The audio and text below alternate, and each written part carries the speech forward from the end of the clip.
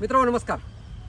महाराष्ट्र राज्याच्या अहिल्यानगर जिल्ह्यामध्ये सध्या ऊस शेतीसाठी लोकरी मावेने धुमाकूळ घातलेला आहे आणि डोक्यापेक्षा जास्त वाढलेल्या ऊसाला कशा पद्धतीने तो लोकरी मावा नियंत्रणात आणायचा हा मोठा एकशे प्रश्न या ठिकाणी शेतकरी बांधवांपुढे उभे राहिलेला आहे. राहुरी सहकारी साखर कारखाना हेलिकॉप्टरच्या माध्यमातून ऊस शेतीसाठी फवारणीची व्यवस्था करायचा आणि त्यावेळेस शेतीची फवारणी ऊसाची सुद्धा त्यावेळेस केल्या जायची. पण मध्यंतरीच्या काळामध्ये या सर्वाला फटा बसला आणि शेतकऱ्यांचं खूप मोठं असं नुकसान या निमित्तानं झालेलं आहे.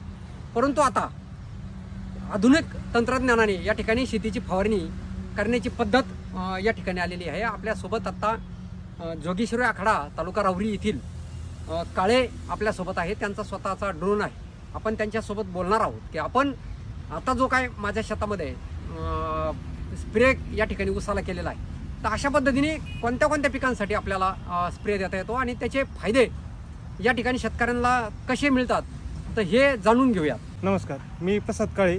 मी जगदंबा कृषी ड्रोनचा सर्व्हिस सर्व. आपल्या ड्रोन सर्व्हिसमध्ये तुम्ही कांद्या पिकापासून तर ऊस या पिकापर्यंत सर्व पिकांना फक्त 10 लिटर पाण्यात व तीही 30% औषध कमी घेऊन सर्व पिकांवरती 100% रिझल्ट मिळून फवारणी करू शकता. आता सध्याला ऊस पिकावरती तांबेरा व लोकरी मावा या पिकावरती इतका प्रादुर्भाव वाढला आहे की तुम्ही तो घालवण्यासाठी फवारणी करताना तुम्हाला नॉर्मली शक्य नाही.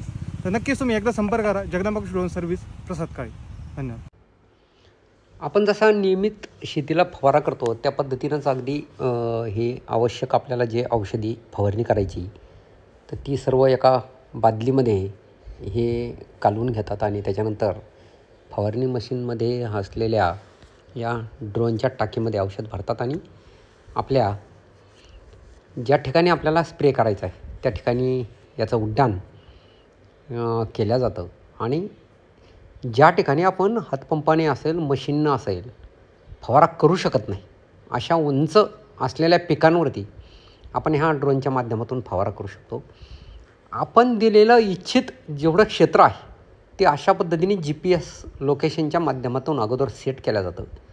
कारण 10 एकराचा आपला जर ऊसाचा प्लॉट असेल तर पलीकडच्या बाजूला नेमकं ड्रोन कुठे जातो हे आपल्याला दिसत नसतं. परंतु त्याला एकदा GPS लोकेशननी एकदा आपले दाखवून दिले की हा ड्रोन अगदी त्याला जशी कमांड दिला जाईल त्या पद्धतीनं तो इंच शेती आपली या निमित्ताने फवारणी करून देतो. शेतकऱ्यांना तो एक प्रकारे फायदा होतो. आणि या फवारणीमुळे ज्या ठिकाणी आपण मशीनच्या साहाय्याने, हातपंपाच्या साहाय्याने, बॅटरीच्या पंपाच्या साहाय्याने फवारे करू शकत नाही त्या ठिकाणी या ड्रोनने आपल्याला फवारा करता येतो. सध्या ड्रोन च्या माध्यमातून लोकरी मावा आणि तांबेरा घालवण्यासाठी शेतकऱ्यांना फवारा करावा लागत आहे.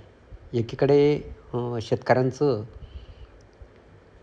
हमी भावासाठी असेल किंवा कर्जमाफीसाठी असेल कंबरडं मोडलेलं असताना सध्या या लोकरी मावाने आणि तांबेराने मोठं शेतकऱ्याचं नुकसान या ठिकाणी केलेलं आहे. आणि अशातच ड्रोन हा एक त्याच्यावरती चांगला पर्याय आपल्याला दिसून येतो. म्हणून शेतकऱ्यांना विनंती आहे की आपण लवकरच जर लोकरी माव्याकडं या लक्ष दिलं आणि ड्रोनच्या साहाय्याने जर शेतीची स्प्रे केली तर मला वाटतं का चांगल्या पद्धतीने लोकरी माव्याचं आणि तांबेऱ्याचं नियंत्रण आपण करू शकू. तेव्हा मित्र हो, चला तर आधुनिक होऊयात आणि ड्रोनने फवारणी करूयात.